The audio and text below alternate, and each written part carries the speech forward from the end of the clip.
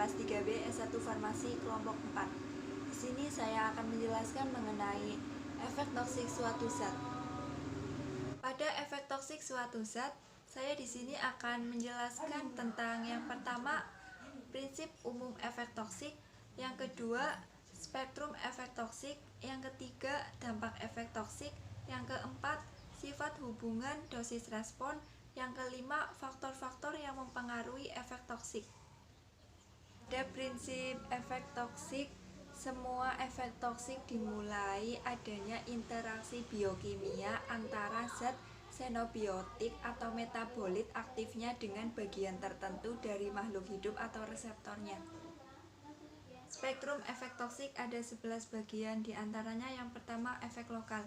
Terjadi iritasi pada saluran cerna, iritasi pada saluran nafas, senyawa korosif terhadap kulit dan gas. Yang kedua, efek sistemik. Terjadi ketika racun sudah terabsorpsi dan terdistribusi ke bagian tubuh. Yang ketiga, efek reversibel. Efek toksik akan menghilang ketika paparan terhenti, terjadi ketika jumlah toksikan sedikit atau durasi singkat. Yang keempat, efek irreversibel. Efek toksik akan menetap meski paparan terhenti, contohnya sirosis hati dan kerusakan saraf. Yang kelima, efek langsung. Terjadi secara cepat pada paparan akut atau tunggal, contohnya efek keracunan sianida. 6. Efek tertunda. Efek toksik baru muncul setelah beberapa lama paparan. Ketujuh, efek morfologi terjadi pada jaringan sistem irreversibel. 8. Efek fungsional terjadi perubahan fungsi organ. 9.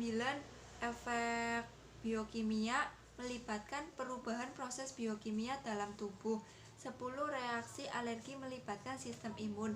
11. Reaksi idiosinkratik, yaitu efek toksik bervariasi tiap individu karena faktor genetik.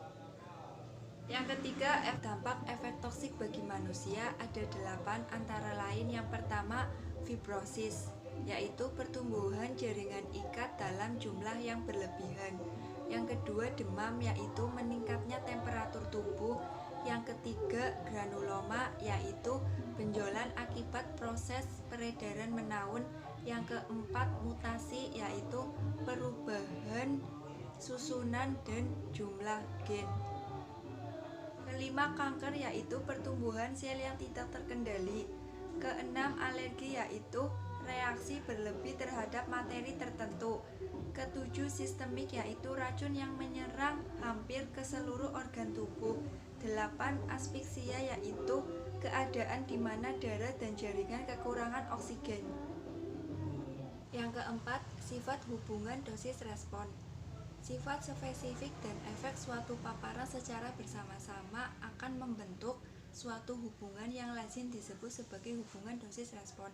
Hubungan dosis respon merupakan konsep dasar dari toksikologi untuk mempelajari bahan toksik.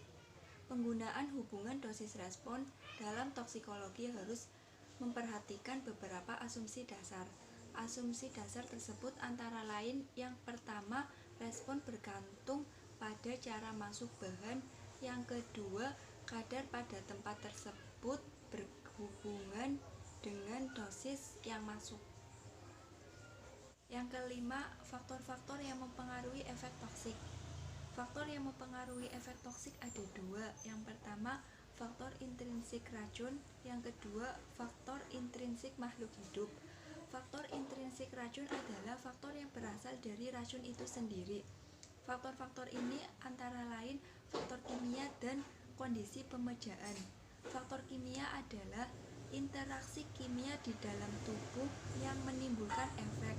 Efek-efek tersebut antara lain efek aditif, efek sedatif, dan efek antagonis. Yang kedua, kondisi pemejaan. Menurut waktunya dibagi menjadi 4. Yang pertama, akut, yang kedua subakut, yang ketiga kronik, yang keempat subkronik. Akut merupakan pemaparan bahan kimia selama kurang dari 24 jam. Subakut merupakan pemaparan berulang terhadap suatu bahan kimia untuk jangka waktu kurang dari 1 bulan. Kronik merupakan Pemaparan berulang terhadap suatu bahan kimia untuk jangka waktu lebih dari 3 bulan. Subkronik merupakan pemaparan berulang terhadap suatu bahan kimia untuk jangka waktu 3 bulan. Faktor efek toksik yang kedua yaitu faktor intrinsik makhluk hidup, antara lain yang pertama, keadaan fisiologi meliputi berat badan, jenis kelamin, umur, dan genetik. Yang kedua, keadaan patologi meliputi penyakit hati, penyakit ginjal, penyakit saluran pencernaan, dan penyakit kardiovaskuler. Yang ketiga, kapasitas fungsional cadangan. Yang keempat, toleransi dan resistensi. Selanjutnya saya akan menjelaskan sedikit jurnal yang berjudul Efek dari Pecandu Alkohol Terhadap Peningkatan Kerusakan Hati. Alkohol adalah zat psikoaktif yang bersifat aditif. Zat psikoaktif adalah golongan zat yang bekerja secara selektif, terutama pada otak, yang dapat merubah perilaku seperti emosi, persepsi, dan kesadaran seseorang. Zat aditif adalah zat yang menyebabkan kecanduan terhadap jenis zat tertentu. Selain itu, alkohol didefinisikan sebagai kemampuannya untuk merusak organ tubuh. Proses perusakan terjadi apabila bahan toksik atau metabolitnya telah menumpuk di target organ. Kerusakan akibat penggunaan alkohol yang berlebihan dapat menyebabkan pelemakan hati dan berakhir ke tingkat sirosis atau disfungsi hati. Hati merupakan organ yang mempunyai kemampuan yang tinggi untuk mengikat zat-zat kimia. Minuman alkohol mengandung etanol.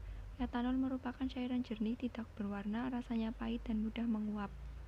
Etanol bersifat toksik dalam tubuh. Efek etanol yang masuk dalam hati akan menginduksi radikal bebas hidroksietil, kemudian bereaksi dengan makromolekul sel-sel hati yang menyebabkan stres oksidatif sel. Untuk mencegah kerusakan hati adalah dengan menghentikan minum alkohol. Pola hidup sehat dengan konsumsi nutrisi yang seimbang dan olahraga teratur akan memulihkan sel-sel yang rusak.